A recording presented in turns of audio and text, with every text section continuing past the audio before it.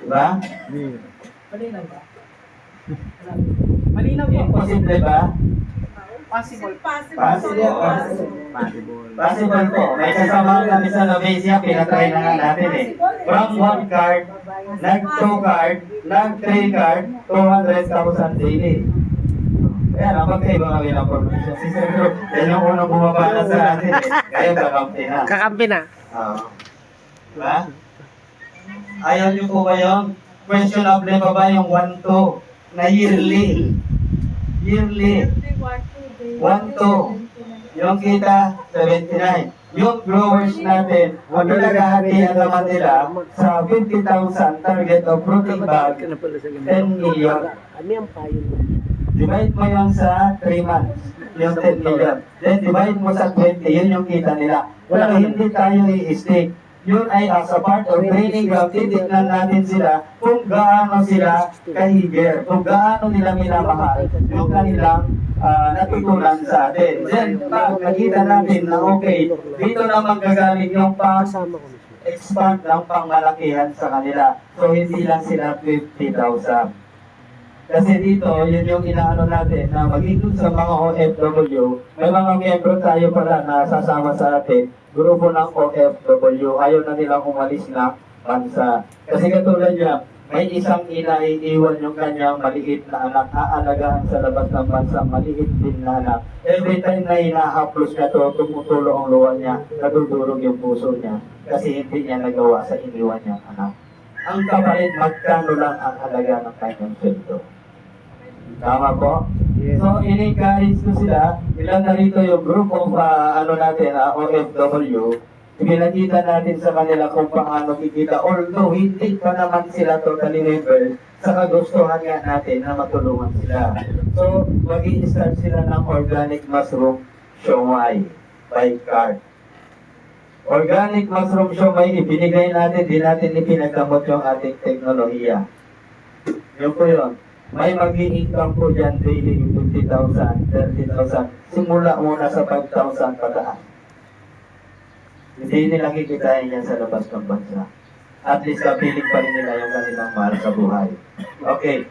So ito po yung sa mushroom natin. May product, marami itong magagawa. May chili paste, common ang chicharon, may atsara, okay, may, pero pinaka-the best po talaga sa dito yung pandesal kasi yan po yung daily naman na natin. Down to grassroots level talagang makikita mo nagpapandesal yan. Pero nakatulong tayo, unang-una, nung kinakain nilang pandesal, hindi na po may chemical.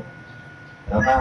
Kaya dito sa 400 ito yung magpapalawag din ng mga lupain natin na magkakaroon tayo ng mga plantation kung ano yung mga kailangan natin sa food process. Dito po at gagawin natin yung talagang tinatawag na tamang pamamaraan ng pag-cultivate ng lupa. Tamang pamamaraan na maging ang isang lupa ay maging the best organic soil siya. Nasa atin dito yung technology ito noon. At dahan-dahan ituturo po natin yon sa bawat set of pilot project natin ng bawat region. Dito naman sa urban farming, ituturo po natin yung setup na maliit lang yung space, may mushroom ka na, may gulayan ka pa. And then another setup na maliit na space, may manok ka, may baboy ka, pero hindi alam ng kapitbahay na may manok at may baboy ka. Pero walang amoy, walang langaw. Nasa atin po yung technology. Nasa atin po. Kinago lang natin yung lahat ng formulation.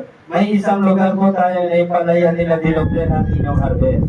And then stop po tayo. Kasi ito po yung time noon na pag nakagawa ka ng maganda, masama ka sa mga malalaking tao. Ito po yung panahon na ang isang palayan pwede natin ipa-harvest ang by hectare hanggang 1,000 kaban ng palay. Magagawa po natin yan. Tinago po natin yung technology. Ginawa po namin yan. May proof of evidence tayo. Tinago natin kasi papatayin tayo. Ito po yan. May mga nag-alaga ng baboy sa amin. Tinaabot namin ng 250 kilos sa loob lamang po ng 4 months. Wala biig. May manok po kami ginawa na ginawa namin 14 kilos. Kada isang piraso.